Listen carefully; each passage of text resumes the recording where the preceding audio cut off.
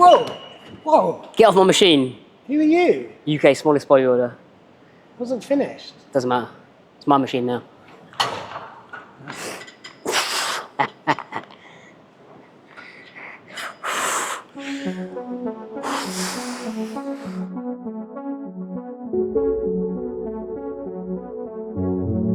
Was it because you're a bit smaller? To be honest, I was severely depressed. My advice for people with mental health issues or depression would be, that was one of the biggest challenges I ever had. One of my proudest achievements to do that. Eddie Hall, we were fighting him. He head slammed me in the octagon. He's good, like, 4 times my body weight. I couldn't control the other things. I became more confident. Girls, my relationship, public speaking. I focused on the things that I could control in my life. I couldn't make myself taller. What would you say to someone who's like watching and not in great shape?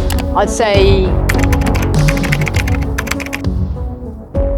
today I've got a special guest, Mr. Choon. Where have you flown in from today? from London. All the way from London to here in Dubai. As you might have noticed, Choon's a little bit smaller than me and I'm not exactly the biggest guy in the world. What we're gonna do today, right, I thought it'd be a bit fun. Yesterday on my stories, I asked all of my followers for questions and what they wanted to see. So if it's cool with you, what we're gonna do is answer those questions, learn a little bit about your life, because I know it's very impressive what you've achieved. You've done loads of cool stuff. You've got to go and check this guy's Instagram out. Is there anything you want to talk about before we get cracking? I mean, are we gonna be lifting heavy? Because that's what we want. Okay.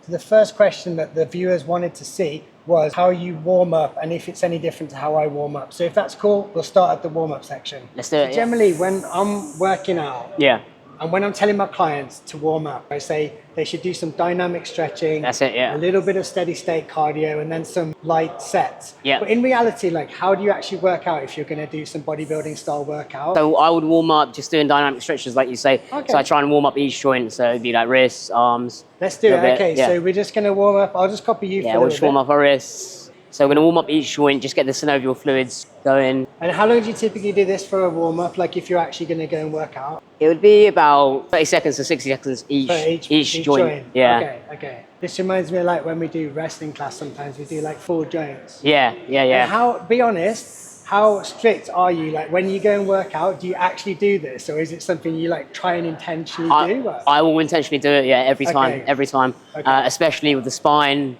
I'll warm up my spine, my neck, scapular as well. Yeah.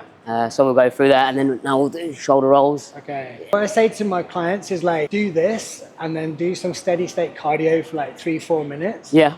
But I'll be honest, like often when I'm training, like particularly if it's like a bodybuilding style workout, I'll just go and do some light sets and then I also do some stretching. Yeah. Like, that'll be typically enough for me because I know my body, and I know like, if I do like 2 or 3 warm-up sets, I'm generally like warm enough. But it's nice to know like the proper way of doing stuff. Yeah, absolutely. Yeah. That's what I do. Is I do light sets first, just to get that would be my sort of cardio. But we'll warm up the spine, so we'll pivot on the foot all the way over to the neck, trying to go all the way as far as you can. My body's a bit more battered than yours. I'm mid-40s, like. Oh yeah. Things are starting to ache a bit. Well. You know what they say, if you don't use it, you lose it. So exactly. And we're gonna bend over, keep your back straight. Like this? Yeah, and just get that neck all the way. Oh yeah. And we'll go for hips. So I got a question for you. What made you get into bodybuilding and the gym scene? Like, was it because you're a bit smaller and you had something to prove, or you just enjoyed it, or what? To be honest, I was severely depressed. Yeah. When I was in secondary school. So, everything was getting to me, sort of bullying, difficulties around my height. So, confidence issues like that. I had a lot of issues at home. So, there was nothing in my life I felt like I could really control. Okay. But when I moved and I went to college, I had mentors who taught me the importance of fitness, health and nutrition. And a healthy mindset. So that's the things that I can control. I couldn't control the other things, but as I became more confident, girls, my relationships, public speaking, which I couldn't do before. So I focused on the things that I could control in my life, which was really empowering and important because I couldn't make myself taller. But I could transform the way I felt about myself, and I could transform my fitness, my physique. What would you say to someone who's like watching right now and they're not in great shape, but they're thinking like, oh, I don't want to go to the gym because I feel like people are going to look at me or judge me. Like, what would you say to them? It's more important how you feel and what you think about yourself than what other people think. Okay. And that's the relationship with yourself. It doesn't really matter what anyone else thinks. The relationship you have about yourself will impact what other people think about you. Because if you're confident, you're happy, they're going to be like, well, what is it about that guy? You know? And that's what's really transformed my career, my relationship with myself. Oh, you do the old knees? Yeah, we do the knees and we do the finish off. Because now I see like you're pretty out there, like on your Instagram. Would you see yourself as like an introvert or an extrovert? I'd say extrovert, extrovert. I never was when I was younger, but I think it can always change. Okay. So you reckon you like by becoming more confident in yourself, you've actually become more like extrovert? Absolutely, I've become more extroverted from just different experiences and challenging myself in different ways. I think it's also important to challenge yourself because that's where you grow. And you'll become more extroverted naturally because you're stepping out of your comfort zone into a whole new territory. Not only have you done like slap fighting, boxing, bodybuilding, you recently met Eddie Hall, right? Yeah. What happened there? Because I haven't seen the clip. Oh, so Eddie Hall was the host for Slap Fighting Championship, but he wanted to do a few viral videos with us, so we were fighting him. He head slammed me in the octagon. How big did he feel by comparison? Because he's like such a unit, right? Yeah, I mean, to me, it was more the weight that he had behind him. Yeah, he was like 20 stone. I weigh about 6 stone, so he's a good like 4 times my body weight. That's wild. That's wild. And he's like there, head slamming me, and we're doing a little play fight with him, and we did some arm wrestling with him. So I'm going to upload the rest of the content to my Instagram if you want to check it out. Cool, go check it out. By the way, this is a scapular warm-up, so he's just warming up those shoulders and trap muscles. Question is, okay, from my Instagram, how did you get into bodybuilding? So I got into bodybuilding, competing. From meeting someone in the gym. I always wanted to do it, sort of bucket list and something I always wanted to do to challenge myself to experience. So I met a champion in the gym. He was number one in IBFA in the north of England. And I had about a week and a half to prepare, which normally is about 12 weeks to prepare for a bodybuilding competition. But he said, yeah, you're in great shape, just come along, help me sort of manipulate my salts and water intake, and then I just jumped on the stage. So you just got shredded in a few weeks and just went up? In about a week, a week and a half. Ah, that's pretty amazing. that might tell me, like, because the next question I've got is, what is your proudest achievement? My proudest achievement, probably my son, to be fair. Your son? Okay, cool. Just one son? Or? One son, Nice. Congratulations. Thank you, How old man. Is he? He is 1 year and 3 months now. Okay, nice. Yeah. That's nice. I don't have any kids, but you've seen I've got a big I'd say dog. in terms of, same here. In terms of career achievements would be probably boxing.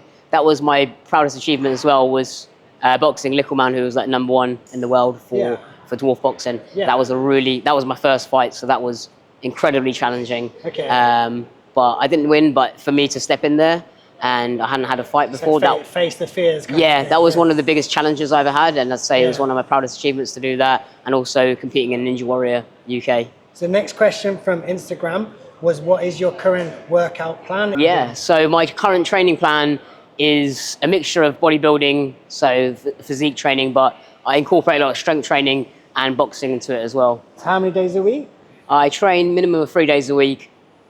Three is mostly weights and then boxing on top.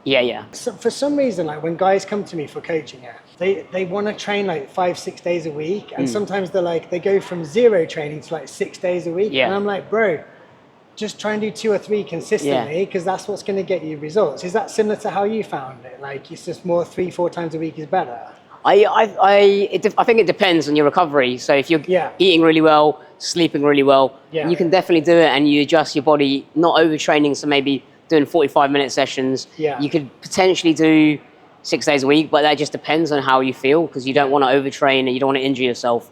But definitely, if you just stick to 3 days a week, I mean, that's what I've been training with my family, my newborn son. I've got 4 dogs as well, and I've got a business to run back in London. As long as I'm getting those 3 days a week, then that's imperative for me, because I can do my split, I can do a bit of cardio on top of that. I'd say a minimum of 3 days a week, and if you can do more, you can build it up to it. Just feel into your body. What do you think we should do for a bit of a quick workout, just to give people a few tips? I think we'll do arms and shoulders. My favorite. Okay, let's do it.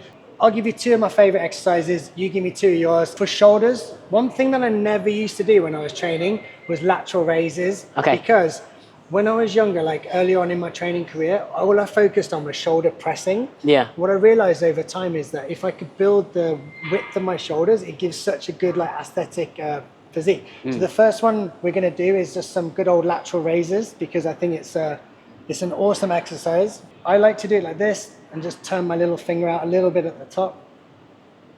And what I've been doing recently, which I really like, is doing these as like a pre-exhaust. So I would do this first before I do the pressing motion. Yeah. Whereas in the past, I would be very focused on just improving the pressing motion. But I think lateral raises are brilliant because they give you that width. Do you do them? Do you like them? Yeah, absolutely, absolutely. Okay. Yeah, I do them in the cable as well. Yeah, that's nice actually, because I really like the cable one where you pull it like the full length and you get that extra range of motion. So that's really cool. If I was training shoulders and I was limited for time, I would probably do like 2 or 3 sets like lateral raise, and then I would go into the pressing motion. For shoulder pressing or any kind of pressing, I wouldn't typically do it standing because I want to be more secure. I want to be like on a bench. I just prefer that. It gives me a bit more stability. But there's nothing wrong with good old standing presses occasionally. You know, it gives you that core stability as well. Yeah, absolutely. So again, we'll just go for a couple of sets and just get the old pressing motion done. The one thing I see as well with this is a lot of people, they flare out far too much, and it can cause a little bit too much pressure on their shoulders. I would do 2 or 3 sets like that. The last 2 sets I would take to failure, and it's pretty much done for shoulders. Yeah. That's a good workout for me. Yeah. What would we do for arms? Tricep push down. Yeah, so with this, you're keeping your elbows tucked in close to your side, so you're not moving the elbows. You're going to keep them in position, and you're just contracting the arms, keeping your grip such good form. really tight. Yeah, such good form. And really squeezing those triceps back. Great definition in the triceps as well. To do it overhead as well. Oh, nice, okay. So this way you're hitting all 3 heads. Choon makes a really good point. One thing I see so common when people are doing this exercise is they let their elbows come away from their body and they're trying to lift too much weight. So they end up like this with like less range of motion. But when you saw Choon on it, he gets the elbow like literally glued to his rib cage like this, and then we're getting full extension on the tricep. And I really like the combo of doing it with the overhead. I've not done that one before. The key thing whenever you're trying to boost your muscle growth, of course, is you want mechanical tension, but you also want to be going through a full range of motion where possible. Not always, but it definitely helps. And I actually am a big fan of the overhead tricep extension because the stretch you get is really awesome. So now what would you do with a drop set into the biceps? So I typically do a drop set as well. So my last set, I do a drop set on each of them. So I do a drop set of the tricep pull downs and then the tricep overhead extension afterwards as well. Okay, so he's actually he would take it to failure, then lighten the load and do a few more reps so you get that full burnout. And one thing I noticed with drop sets is it's important not to overdo them. So like personally, I'm not doing them every session, but I'm doing them like when I've got the energy and when I want to push it. You agree with the idea? Yeah, absolutely. Yeah. I notice you're getting a nice twist. It's on purpose to get this? Yeah. Yep. Getting that pinky all the way over, trying to squeeze in. You actually go really turned in at the top there. Yeah. Okay. Did you put a lot of focus on getting like really good form? You feel like it's important for your training? Yeah, absolutely. I think that mind muscle contraction, I always focus on trying to squeeze 100%. Okay, we'll go into the drop set.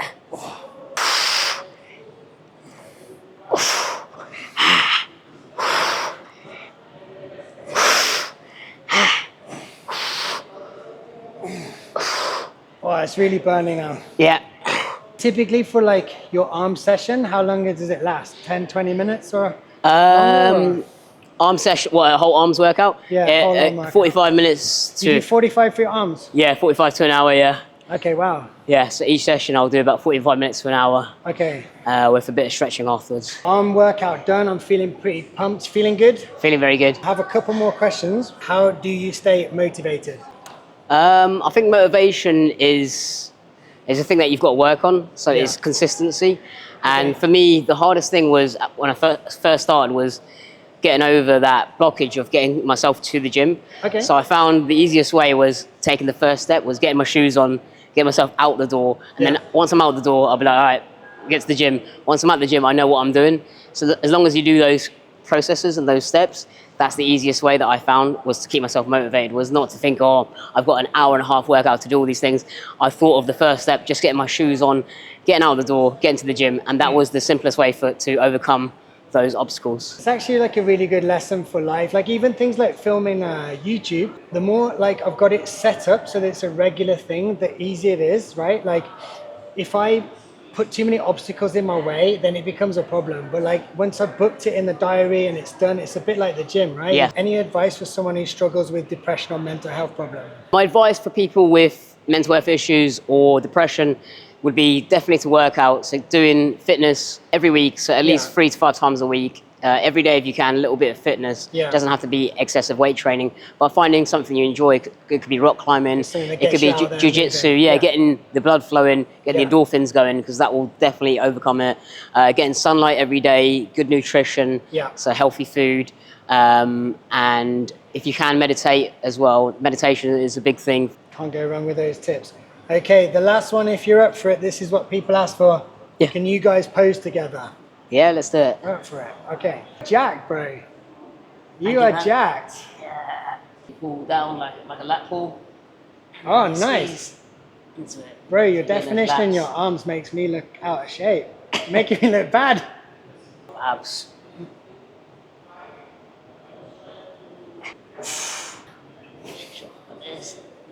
Oh. People who've never like tensed their muscles up don't realize how hard it is to stand there. And it's a full workout. So I would do this when I was bodybuilding. I'd wake up and pose it. It's quite fun to do because you can see the transformation. Yeah. Physique, but you do it in an empty stomach. And you get to know your body more and like how you get that sort of connection to your muscles, that muscle connection of contracting each muscle. And it's quite a workout in itself, as you can feel. It's like just contracting all the muscles, keeping it there, breathing as well. So do you want to show us to finish off some of the ab workout you do, and then we can call it a day? Yeah, sound absolutely. Like a plan? Yeah, sounds good. Which is quite high up, actually. Yeah. Everything on the bar, I find, would be really good. So what you want to do, if you're a beginner, you can start by doing sort of like a knee raise. Knee raises, which you can then go up into leg raises, trying to keep your body as stable as you can. And then if you get a bit more advanced, this was the best I found for abs. You tuck and you go up, and it's like a reverse. I don't think I'm going to be able to do that, to be honest, but... Oh, wow. Anything up here, you can rep it.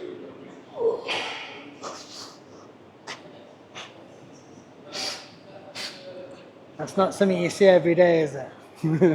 Yeah, that's the sort of best ab exercise I found, better than anything on the floor, because you're working with gravity. Yeah. And your whole core has been worked. So how often a week would you do that? Like 1 or 2 times a week, or like? Yeah, I do it. When I first started, I was doing it every day. Yeah. To try and build it up, and it didn't take me too long. It took me about a week to do. But I think most people that I trained, it'll take them about maybe 6 weeks at most to do it if you're doing it every day. So that is something where you don't have to do it every day, but every day you're training, you can incorporate it for 5 to 10 minutes after your workout. Okay. Just get the abs in. But you can. I'll try the leg raises and the knee raise, but I'm not sure I'll be able to do the other one you did. So these ones I can do. And then you did it with leg like that. Yeah, leg raises. Yeah. Can you move that bench? And then what was the other one? You went. And so the next one would be you tuck your knees. Yeah. So you tuck your knees and you sort of try and arch backwards. Tuck your knees up and then you go up. Yeah, that's it. And that comes on the inside? Not quite like that, but you can try like that. You just keep your legs up and then you sort of... Whoa. Like an L sit. You can do an L sit, yeah. Works. I haven't trained my core enough this year. Yeah, it is. But what you want to try and do is when you're doing it is tucking your knees back, so you're up like that, and then you're sort of arching your legs up. Okay, so it's the wrong way around then. Okay. Yeah, but you can do this sort of this reverse. Oh wow. Up, and you're sort of like deadlifting. Oh, yeah. You're deadlifting your own. Wow. Give it a go. Yeah, there you go. So the first one. Yeah, that's it. That's it. Yeah, and then extend your legs. Oh no, like. Yeah, that's it. You have there. That's it. Just hold it there. Just hold it there. Just hold it there. That's so hard. It's not hard. You made it look easy. I'm gonna have to practice that one, I think. That's very cool. I've enjoyed training with you, brother. So where can people find you on Instagram, right? We'll put it on the screen. So it's at I'm Choon. What's your next event that's coming up? Are you doing anything crazy? Potentially boxing, either this year or next year. So a few more boxing fights. That'd be quite cool. And then maybe an MMA fight if the opportunity comes. So we've both got it on the bucket list. Maybe we both need to man up and get in the ring, get in the octagon. Cool, brother. Enjoyed it. Well done, man. See you soon. Thank you, Ray. See you soon. Thank you, guys.